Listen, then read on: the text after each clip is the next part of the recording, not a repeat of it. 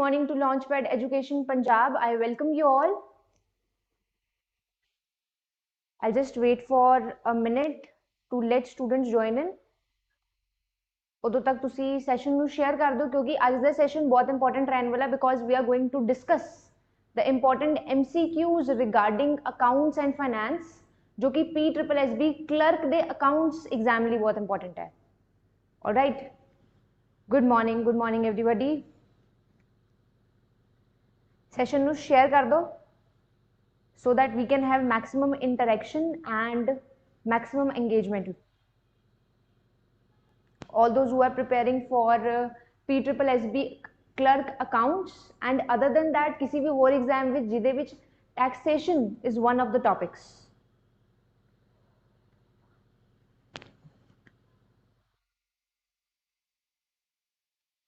All right. Start करिए फिर अपना session. ओके ਅੱਜ ਦਾ ਜਿਹੜਾ ਸੈਸ਼ਨ ਹੈ ਇਹਦਾ ਪੀਡੀਐਫ ਤੁਹਾਨੂੰ ਸਾਡੇ ਟੈਲੀਗ੍ਰਾਮ ਚੈਨਲ ਲਾਂਚਪੈਡ ਐਜੂਕੇਸ਼ਨ ਪੰਜਾਬ ਤੋਂ ਮਿਲ ਜਾਏਗਾ. Okay other than that recent ਹੁਣੇ ਕੋਆਪਰੇਟਿਵ ਇੰਸਪੈਕਟਰ ਦੀ ਨੋਟੀਫਿਕੇਸ਼ਨ ਰਿਲੀਜ਼ ਕੀਤੀ ਗਈ ਹੈ. ਉਹਦੀ ਡਿਟੇਲਡ ਜਿਹੜੀ ਇਨਫੋਰਮੇਸ਼ਨ ਹੈ ਉਹ ਹੁਣੇ ਸਾਡੇ ਚੈਨਲ ਦੇ ਉੱਤੇ ਲਾਈਵ ਹੋਇਆ ਸੀ ਜਿਹਦੇ ਵਿੱਚ ਸਾਰੀ ਇਨਫੋਰਮੇਸ਼ਨ ਤੁਹਾਡੇ ਨਾਲ ਸ਼ੇਅਰ ਕੀਤੀ ਗਈ ਹੈ regarding number of vacancies eligibility criteria ਤਾਂ ਤੁਸੀਂ ਉਹ ਦੇਖ ਸਕਦੇ ਹੋ. ਠੀਕ ਹੈ ਜੀ. ਸੋ ਸੈਸ਼ਨ ਸਟਾਰਟ ਕਰਦੇ ਹਾਂ. ਹੈਲੋ ਨਰਿੰਦਰ. ओके स्टार्ट करते हैं फर्स्ट क्वेश्चन. तो under the system of taxation the tax rate diminishes as the taxable amount increases. Which system are we talking about? एक केड़ा सिस्टम है जिदे विच as the taxable amount increases. Taxable amount साडी income हुंदी है. Income is denoted by Y. Income साडी increase हुंदी है एंड टैक्स रेट जिहड़ा है वो घटदा है. एक किस तरह का टैक्स है? A we have is progressive, B regressive, C degressive and D proportional. Good morning. You will try कि तुसी आंसर जिहड़े हैं मेरे तो पहले देने की कोशिश करो एंड जिन्हां बच्चों ने एक्साइज का एग्जाम दिता सी उन्हां नूं एक्सपीरियंस होगा कि किस तरह के क्वेश्चंस जिहड़े हैं वो टैक्सेशन विच पूछे जाते हैं. All right. Narendra is saying A. More answers. As the income increases साडा टैक्स रेट जिहड़ा है वो फॉल करता है. D. Okay the answer to this question is B regressive tax. Regressive tax की होंदा है जिवें जिवें साडी इनकम इंक्रीज हुंदी है उवें उवें टैक्स रेट जिहड़ा है इट फॉल्स और इनवर्सली इनकम जिहड़ी है वो फॉल करेगी तो tax rate rises. Okay, regressive tax जिहड़ा है वो poor section of the society दे उत्ते ज़्यादा लगता है. इसका opposite केड़ा है? Progressive tax. Progressive tax की हुंदा जिवें जिवें income साडी increase करदी है tax rate जिहड़ा है that increases. For example, income tax. जिदी income ज़्यादा होएगी वो ज़्यादा tax pay करेगा, जिदी income घट होएगी वो घट tax pay करेगा. So progressive tax दा जिहड़ा burden हुंदा है वो rich class दे ऊपर ज़्यादा हुंदा है. All right. Okay. Sukhmani is saying B. Right. Next question पे move करते हैं. Which of the following constitutional amendment governs GST Act? आज दे session विच GST दे questions ज़्यादा होंगे. केड़ी amendment जेड़ी है amendment दे तहत GST Act ਨੂੰ introduce ਕੀਤਾ ਗਿਆ ਸੀ. A we have is 101st, B 102nd, C 115th amendment and D 140th constitutional amendment. केड़ी एमेंडमेंट दे तहत जीएसटी नू जीएसटी एक्ट जिहड़ी है उन्हों इंप्लीमेंट किया गया सीगा.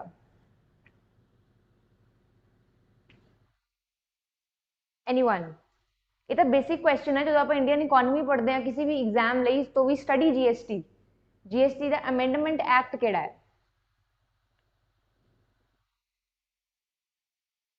Don't know. ओके. एनीवन जिन्हों दा आंसर पता है? All right, the answer is A 101st Amendment Act दे तहत GST जिहड़ा है उन्हों इंट्रोड्यूस किया गया सी. Right Sukhmani. All right, it was introduced on July 1st 2017. Okay, 2017 which introduce किया गया सीगा to amalgamate all the types of indirect taxes including VAT, value added tax. ठीक है जी. अगले क्वेश्चन से मूव करते हैं. what type of what kind of tax is GST collected as? GST ਜਿਹੜਾ ਹੈ ਉਹਨੂੰ ਕਿਸ ਤਰ੍ਹਾਂ ਦੇ ਟੈਕਸ ਦੇ ਨਾਮ ਤੋਂ ਅਸੀਂ ਕਲੈਕਟ ਕਰਦੇ ਹਾਂ? Okay, A we have is consumption based tax, B movement based tax, C destination based tax, and D none of the above. GST ਨੂੰ ਅਸੀਂ as a which tax collect ਕਰਦੇ ਹਾਂ? Purushottam Sandhu is saying destination. All right, more answers? What kind of tax? Sukhmani is saying A consumption based. Okay, the answer to this question is destination based tax. क्यों?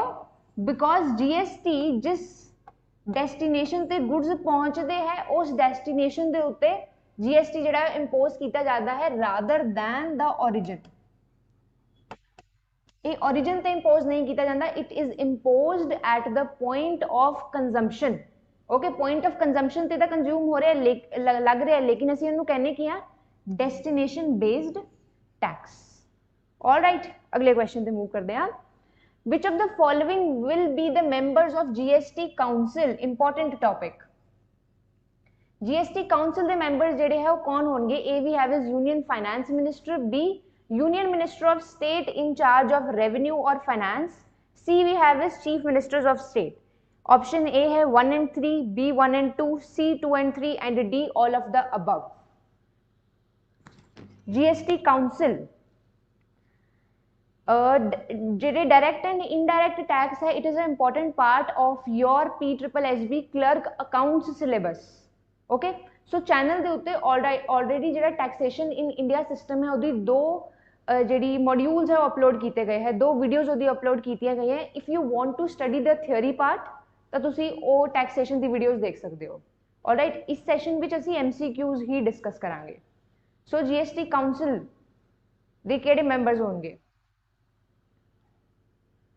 when we study GST it is important कि आप GST council ਨੂੰ भी study करिए. ਕਿਹੜਾ article है ਜਿਹੜਾ GST council ਨੂੰ गवर्न करता है? I haven't got the answers yet. No one?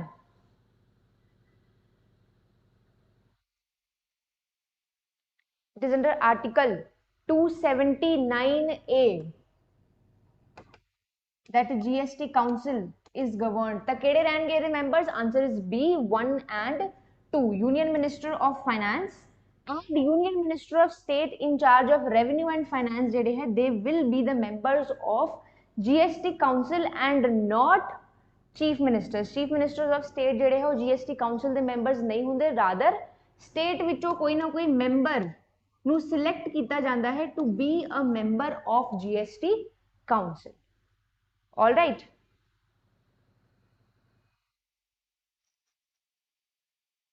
Okay, Punjabi grammar the class sure, we'll consider it. ठीक है जी, अगले क्वेश्चन पे चलते हैं. Who amongst the following will be considered as chairman of GST Council? Easiest question. GST Council they chairman कौन है? Good morning. A we have is Union Minister of State, B Minister of State Revenue, C Union Finance Minister, and C Chief Minister of State. Go on. Easy question. GST Council the chairman कौन है? Also तुसी मैनू comment section में दस सकते हो कि present GST Council the chairman कौन है?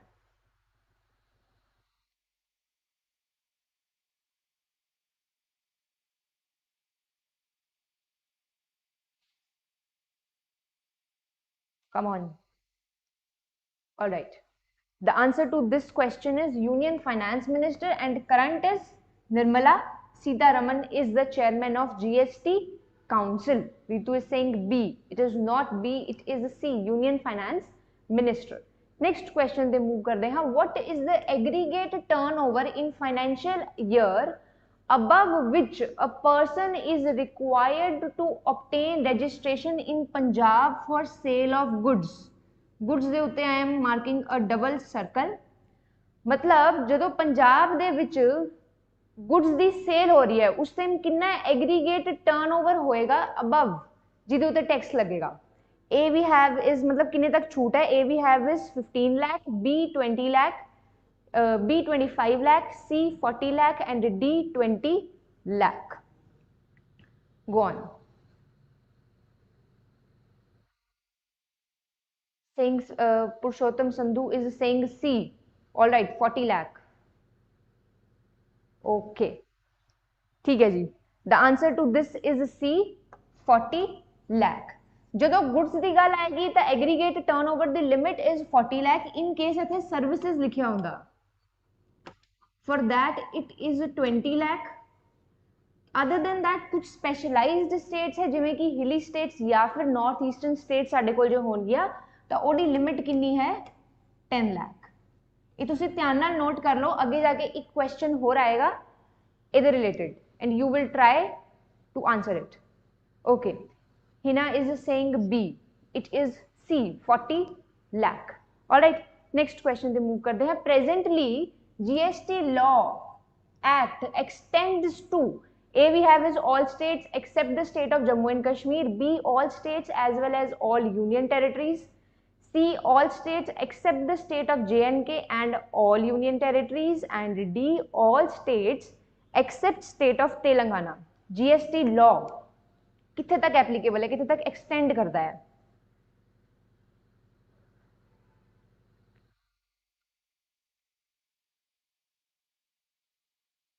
Go on. जेडी यदि लिमिट है जीएसटी लॉ दी. Sukhmani is saying C, all states except state of J&K and all union territories. Okay, the answer to this question is B, all states as well as union territories. Also it is now applicable in Jammu and Kashmir as well. ध्यान रखना है इस चीज का. Okay, now Jammu and Kashmir is not out of the ambit of GST law. इसी law दे under ही cover होएगा. ठीक है जी, चंगा. Okay, let's move ahead. The recommendation of GST Council will be, GST Council the recommendation, A mandatory, B only advisory power, C mandatory and sometimes advisory, D mandatory on states only. Go on. Yes, J&K was earlier exempted लेकिन now ये exempted नहीं है. It will be covered in the ambit of GST. ਹੁਣ question पूछ रहे कि GST council की जी recommendation होएगी कि वो मैंडेटरी होएगी कि मननी पाएगी या फिर वो केवल एडवाइजरी है कि वो केवल एडवाइस कर देंगे, डिसीजन मेकिंग पावर किसी होर को है, या फिर some time it is mandatory and some time it is advisory, and third we have is mandatory on states only. Come on. Sukhmani is saying C, mandatory and sometimes advisory. Okay, the answer to this question is B, only advisory powers. GST Council has only advisory powers. Okay, it cannot give mandatory rules कि ये चीज follow करनी है. एक advisory power है देखो. It only advises the government regarding the taxation structure. All right. Yes, Hina is saying B. All right. Next question पे move करते हैं. जीएसटी इज रिकमेंडेड बाय केडी टास्क फोर्स ने जीएसटी नु रिकमेंड किया है. A we have is Kelkar task force, B Chidambaram task force, C Jaitley task force and D none of the above. Go on. केडी task force ने GST नु recommend किया है? This task force was set up in year 2005. Sukmani is saying A, Kelkar task force. All right, the answer is A, Kelkar task force ने या फिर Kelkar committee भी अगर आ जाए, that is also right. It recommended GST. All right, next question पे move करते हैं. What is the threshold limit for requirement of registration under GST? GST के तहत अगर रजिस्ट्रेशन आपा करानी है तो थ्रेशहोल्ड लिमिट की है. A is ₹10 lakh in special category states, B ₹20 lakh in category of services, C ₹40 lakh in others and D all of the above. हुणे पिछे जे क्वेश्चन आया सी कि पंजाब दे केस विच थ्रेशहोल्ड लिमिट की है तो आपा 40 लाख आंसर्स कीता सीगा, उहदे नाल कुछ एडिशनल इन्फॉर्मेशन भी दसी सी. So now it's time to check yourselves कि तुसी कितना याद रख रहे हो. Raki saying B. Okay. The answer to this question is D, all of the above. ठीक है, हुणे आपां पंजाब दा केस पढ़िया सी, other than north eastern as well as hilly states, ए लिमिट की है 40 lakh, okay, in case of goods, alright. In case of services ए लिमिट कितनी है 20 lakh, and in case of special category states जिहदे विच नॉर्थ ईस्टर्न स्टेट्स आंदियां या फिर हिमालयन स्टेट्स आंदियां, it is ₹10 lakh. Okay, there was a confusion. Okay, I hope हुण तुहानूं ये क्लीयर हो गया होएगा।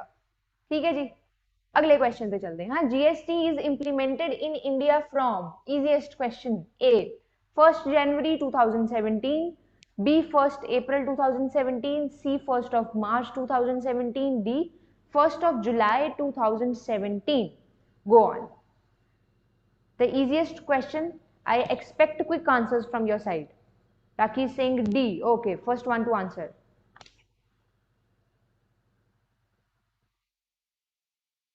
More answers? Sukhmani is saying D.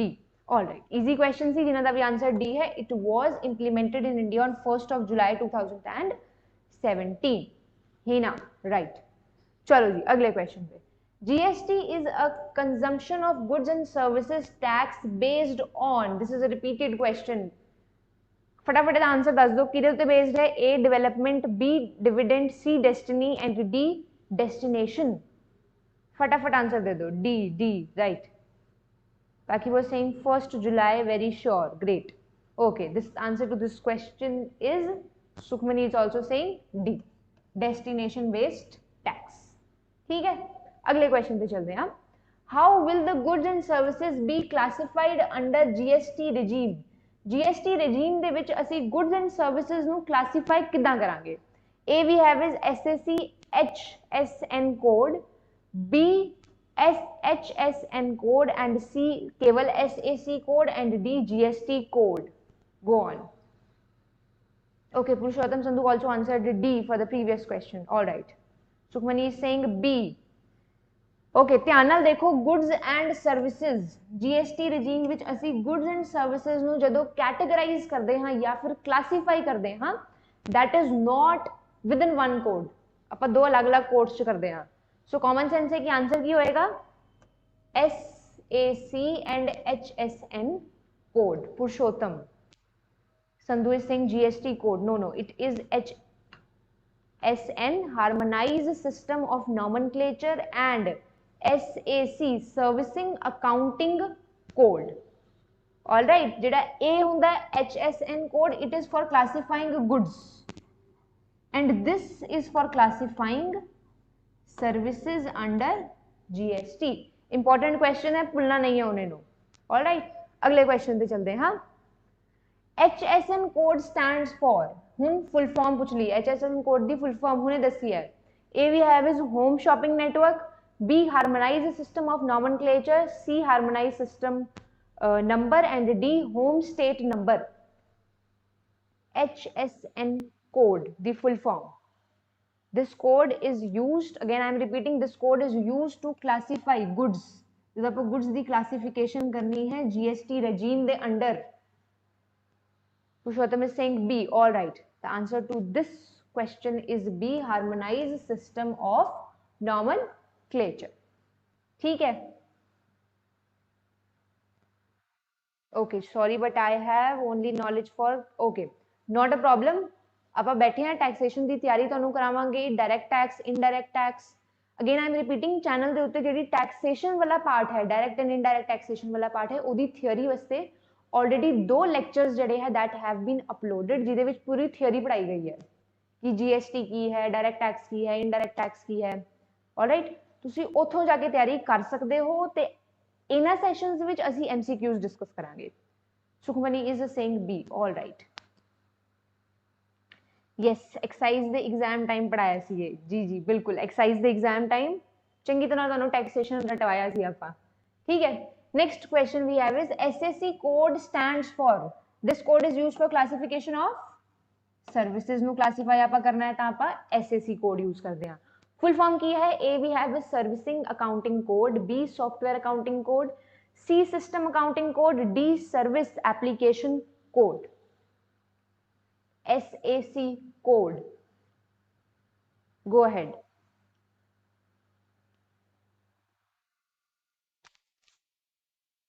Sukhmani is saying A. All right. ठीक है जी, answer to this question is A. Servicing accounting code is the full form of SAC. I hope हुन कंफ्यूजन नहीं रहेगा. Hina is also saying A. SAC and HSN code ਦੇ ਵਿੱਚ ਹੁਣ confusion ਨਹੀਂ ਰਹੇਗਾ. ਫੁੱਲ ਫਾਰਮ ਹੋ ਜਾਏ ਕਾਦੇ ਵਾਸਤੇ ਯੂਜ਼ ਹੁੰਦੇ ਆ. ਠੀਕ ਹੈ ਜੀ, ਅਗਲੇ ਕੁਐਸਚਨ ਤੇ ਮੂਵ ਕਰਦੇ ਹਾਂ. ਰਿਤੂ ਇਜ਼ ਸੇਇੰਗ ਏ. ਸ਼ਾਬਾਸ਼ ਜੀ, ਅੱਗੇ ਚੱਲਦੇ ਹਾਂ. Ad valorem tax is levied on the basis of which among the following. ਇਹ ਟੈਕਸ ਜਿਹੜਾ ਹੈ ਇਹਨੂੰ ਲਿਵਾਈ ਕਰਨ ਦਾ, impose ਕਰਨ ਦਾ basis ਕੀ ਹੈ. A we have is volume, B we have is value, C production and D export. Come on. ਇਹ ਕਿਹੜਾ taxation system ਹੈ. ਇਸ ਦੇ ਅੰਦਰ ਅਸੀਂ ਟੈਕਸ ਜਿਹੜਾ ਉਹ ਕਿਵੇਂ ਇੰਪੋਜ਼ ਕਰਦੇ ਹਾਂ. Easy question.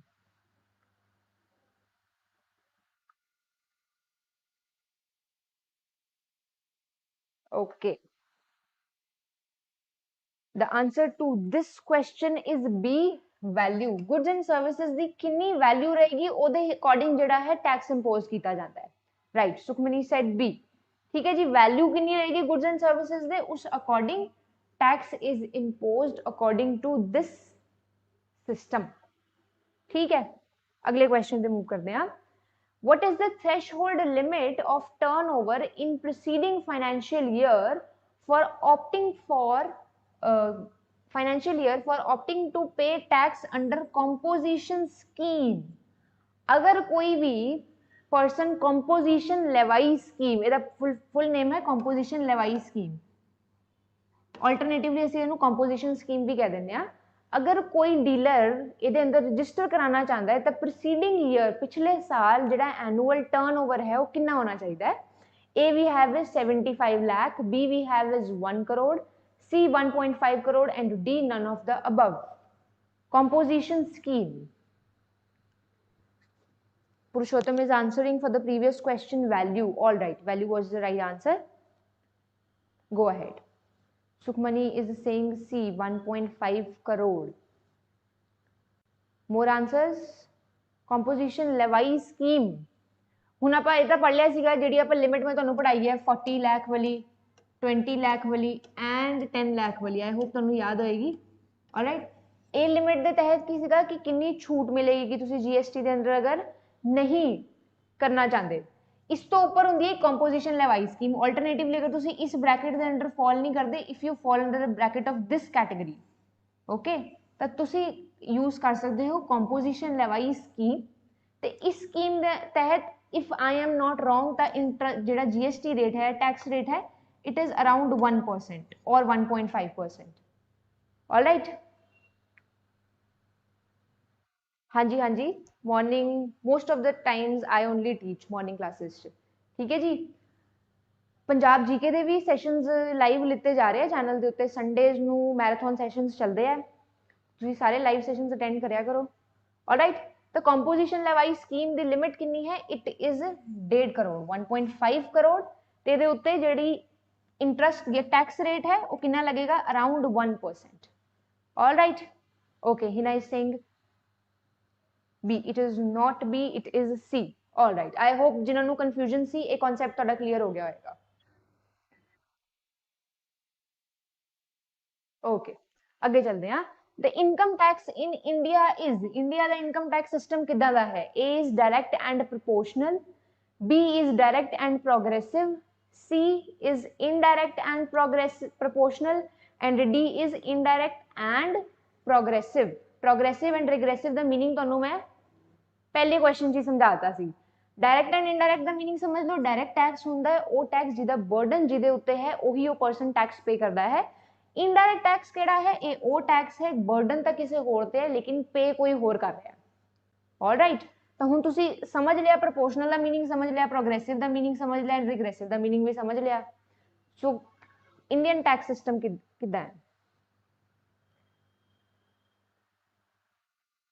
B, direct and progressive. Alright, the answer is direct and progressive. जिहदी इनकम है ਉਹਦੇ ਉੱਤੇ ये टैक्स इंपोज ਹੁੰਦਾ है. अदर देन दैट प्रोग्रेसिव किद्दां है कि जिवें जिवें इनकम इंक्रीज होएगी टैक्स रेट भी इंक्रीज होएगा. That is why it is called progressive. Okay जी. ए ते डी दे विच डाउट है. It is direct and progressive, it is not indirect. ठीक है, आई होप हूँ तुहानू याद आ गया होगा. अगले क्वेश्चन पे चलते हैं. Consider the following statements. Big question. करिए शुरू क्वेश्चन रीड करना. आई होप तुहानू सेशन समझ आ रहा है. If you have any suggestions to make, you can make it in the comment section. I will be reading your comments and your suggestions. All right, तो पढ़ते हैं केड़ी केड़ी स्टेटमेंट सानू देती है. First we have is goods and service tax network GSTN is a non-profit organization formed to promote IT infrastructure and services to central and state government, taxpayers and other stakeholders for the implementation of GST. Second we have is GST of the government of India holds 51% stake in GSTN. दस रहे कि GST network जिहड़ा है ये एक ऐसा system है जिहदे तहत कोई भी एक नॉन प्रॉफिट ऑर्गेनाइजेशन है, मतलब इन्हां दा मेन एम की है प्रॉफिट कमाना नहीं है. ते दूजा इनका फंक्शन देता है कि it provides N IT infrastructure, मतलब एक कंप्यूटराइज्ड स्ट्रक्चर सानू प्रोवाइड करता है ताकि जिन्ने भी सेंट्रल एंड स्टेट गवर्नमेंट जो टैक्सेस है टैक्स पेयर्स नू एक IT इंफ्रास्ट्रक्चर का सिस्टम मिले. सेकेंड स्टेटमेंट कह रही है कि गवर्नमेंट जी है गवर्नमेंट का इहदे विच शेयर 51% है. केड़ी स्टेटमेंट्स करैक्ट है? Go ahead.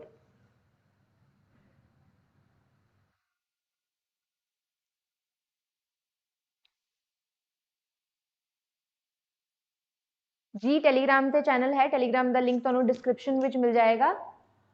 इफ नहीं तो सैशन तो बाद डिस्क्रिप्शन विच तुहानू मिल जाएगा टैलीग्राम का लिंक. ऑलराइट, केड़ी स्टेटमेंट सही है about GST network?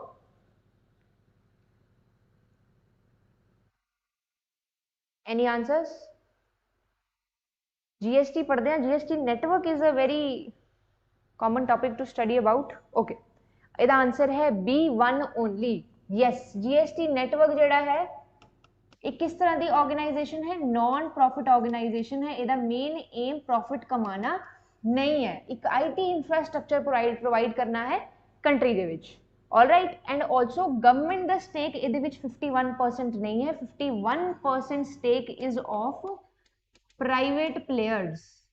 Private players दा 51% स्टेक है GST नेटवर्क दे विच. ठीक है, अगले क्वेश्चन पे मूव करते हैं.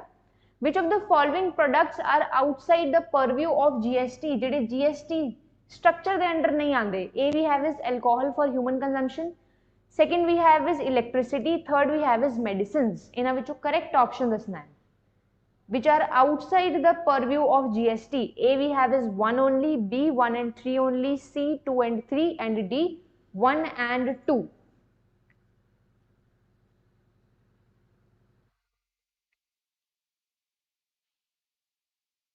रिप्लाई तुहानू कर रहे हैं. टैलीग्राम चैनल का जिहड़ा लिंक है वो तुहानू डिस्क्रिप्शन दे विच मिल जाएगा, जिथों इस चैनल की PDF भी मिल जाएगी. ऑल राइट, सो किहड़े है जिहड़े GST दे रेजीम दे अंडर नहीं आ रहे? The answer to this question is D 1 and 2. Alcohol for human consumption and electricity जिहड़ी है it is outside the purview of GST. ठीक है, ओके, अगले क्वेश्चन पे मूव करते हैं. Who is the highest authority for appeals under GST? GST system के under अगर असी अपील करना चाहते हैं तो हाईएस्ट अथॉरिटी केड़ी है? A we have supreme court, B ministry of finance, C state high court, and D central board of excise and custom. Yes, D was for the previous answer 1 and 2. Highest authority for appeal under GST. GST के अंदर कोई disputes हो जाए, कोई भी दिक्कत आ जाए तो हाईएस्ट अथॉरिटी असी अपील कित्थे कर सकते हैं?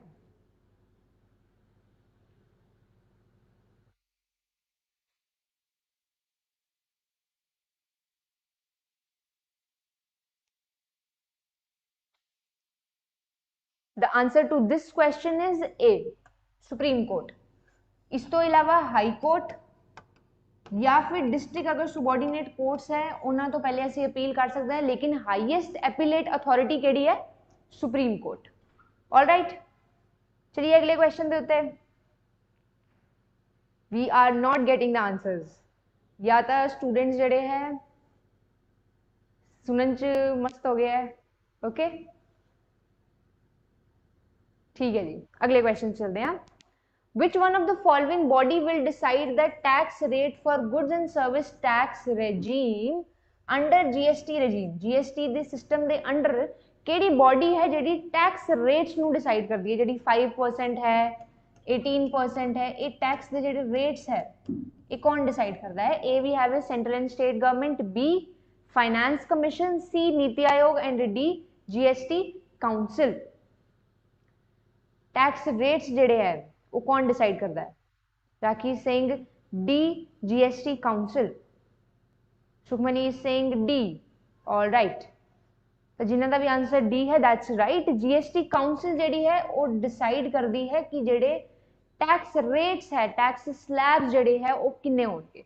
All right, Hina is also saying D. All right, जिन्हों का आंसर डी है you are right, yes GST council. अगले क्वेश्चन पे चलते हैं। Who shall be empowered to levy and collect GST on supplies in the course of interstate transactions of trade or commerce? In case अगर interstate transactions हो रही हैं, एक state तो दूसरी स्टेट में सामान जा रहा है, तो किदे कोले पावर है कि वो टैक्स ਨੂੰ ਲਿਵਾਈ ਵੀ ਕਰ ਸਕਦੇ ਹੈ, टैक्स लगा भी सकते हैं, तो ਉਹਨੂੰ कलेक्ट भी कर सकते हैं। A is central government, B state government, C union territories and D all of the above। Go on। Hi Raja, okay, ये दसो कि किदे कोल पावर है?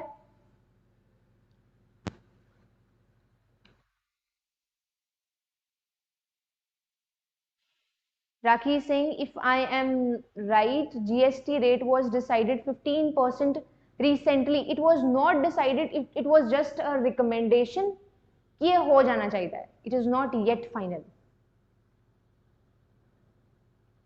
Instead of yes you are updated, the information is right, लेकिन ये final नहीं होया हाले।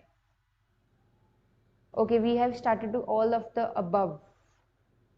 आईजीएसटी लग रहा है इन, देखो इंटरस्टेट ट्रांजैक्शन के केस में आईजीएसटी लगता है, इंटीग्रेटेड जीएसटी।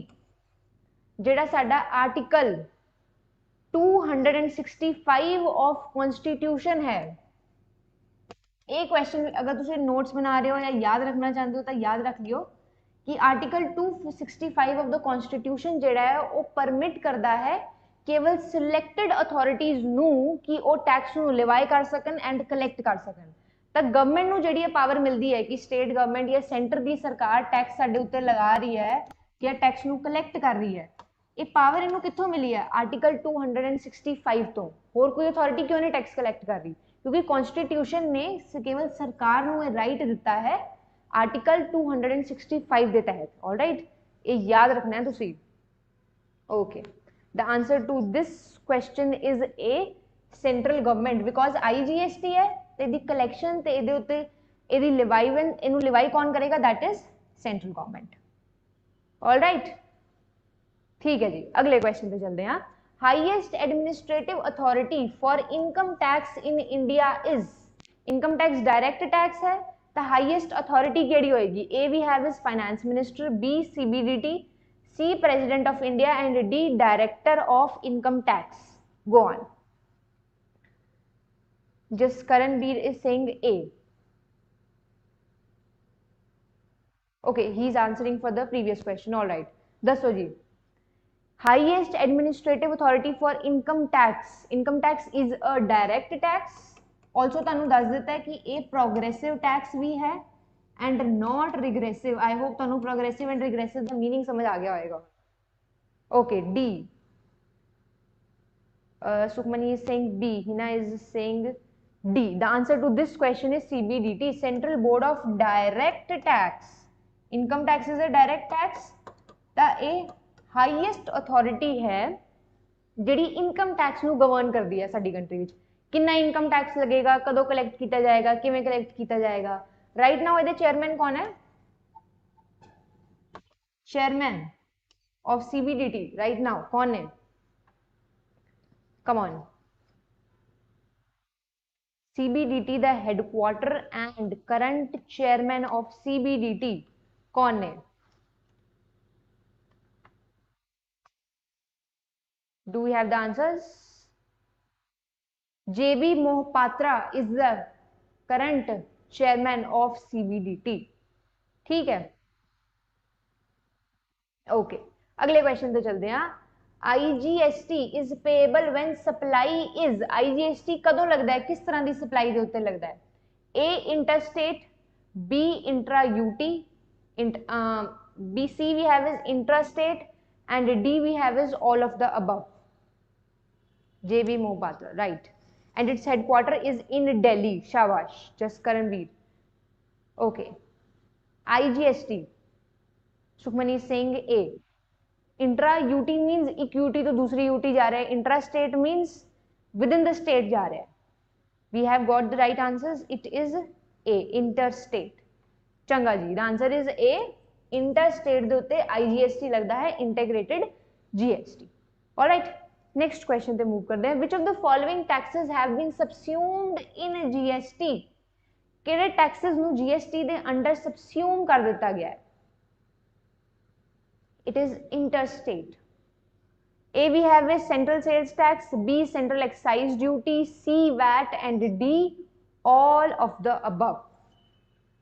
दसो जी, GST दे अंडर केड़े टैक्सेस नू सबस्यूम किया गया है?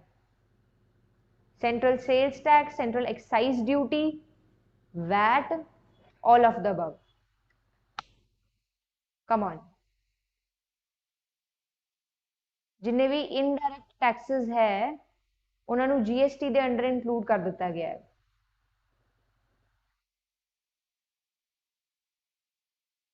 Jaskaran is saying C.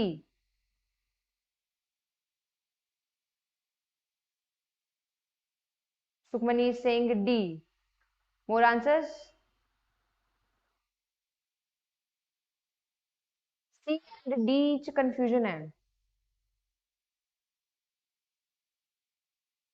Okay, the answer to this question is D, all of the above। जिन्ने भी taxes है they have been subsumed under GST।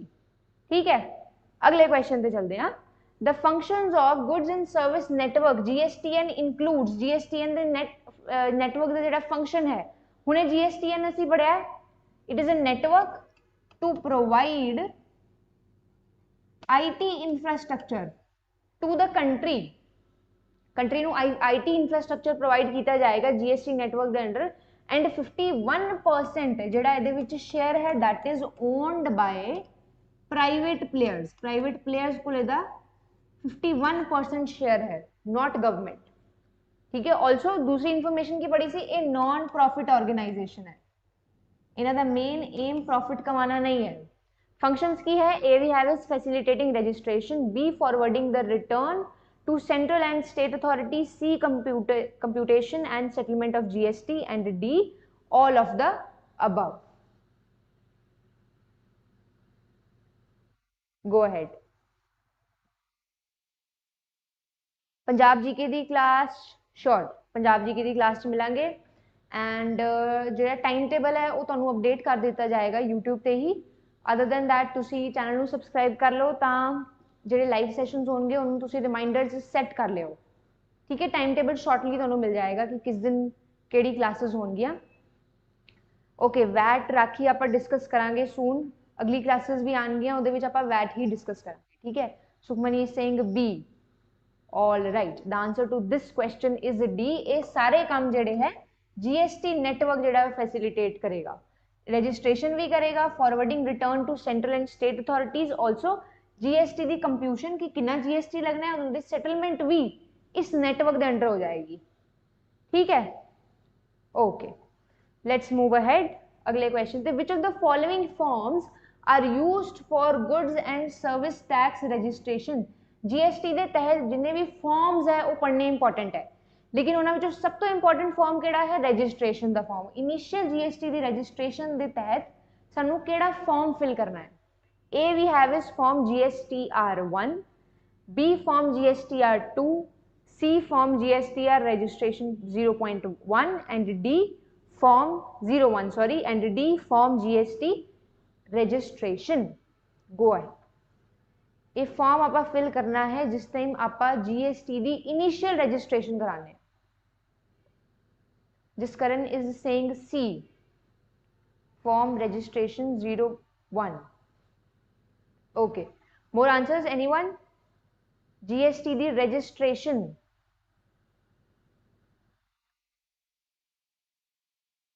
Initial registration दी गल हो रही है.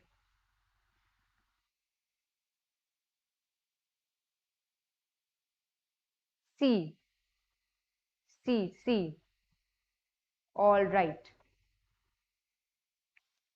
The answer to this question is A, form GST registration 1. थोड़ी confusion है, GST R दी जगह registration पा देता, लेकिन नंबर चेक करना, it is not 01, it is 1. ठीक है? All right. अगले क्वेश्चन पे मूव करते हैं. The charging section of CGST central GST किहड़े सेक्शन दे अंडर जेड़ा है वो कवर हुंदा है? A we have section 9 GST Act they. All right, GST Act they किहड़े section दे अंडर है? B we have section 10, C section 4 and D section 2. Charging section for CGST. All right, just Karan Veer is the first one to answer. A, section 9. Okay, जिन्होंने A answer देता है section 9, that's the right answer. Okay, तुसी मैनू ये दसो कि IGST जेड़ा है, IGST केड़े section दे अंदर है? CGST we are done, it is section 9. What is the section for IGST? Okay, Sukhmani is also saying A. ठीक है जी. IGST ਦਾ section ਕਿਹੜਾ ਹੈ? It is a section 5. ਇਹ ਕੁछ ना भूलने वाली इंफॉर्मेशन है जो तुसी याद रखोगे. ठीक है जी. Moving on to the last question of the day. ठीक है. ਅੱਜ ਦਾ ਸੈਸ਼ਨ MCQs ਸੀਗਾ.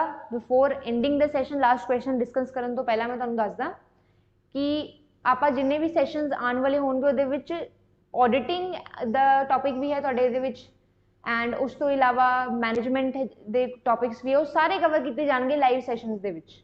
अगेन कल एक फेयर लाइव होएगा जिहदे विच यही टॉपिक अकाउंट्स एंड फाइनेंस असीं स्पेसिफिकली पिक किया है, बिकॉज अकाउंट्स एंड फाइनेंस जो टॉपिक है वो ज़्यादा जगह तो तुहानूं मिल नहीं पा रहा. ऑलराइट, पंजाब जीके वगैरह दे भी सैशनस कंडक्ट किए जा रहे हैं. तुसीं मैराथन सैशनस नूं अटेंड जरूर करो. ठीक है. Okay, section 5. ठीक है जी. Last question of the day. Input tax credit is allowed to ITC GST दे अंडर. ITC जेड़ा है किनू मिलता है? A we have is anyone who has paid tax, B any registered person, C any composite dealers, and D any dealer under GST. Okay, just Karan Veer is saying D, any dealer under GST.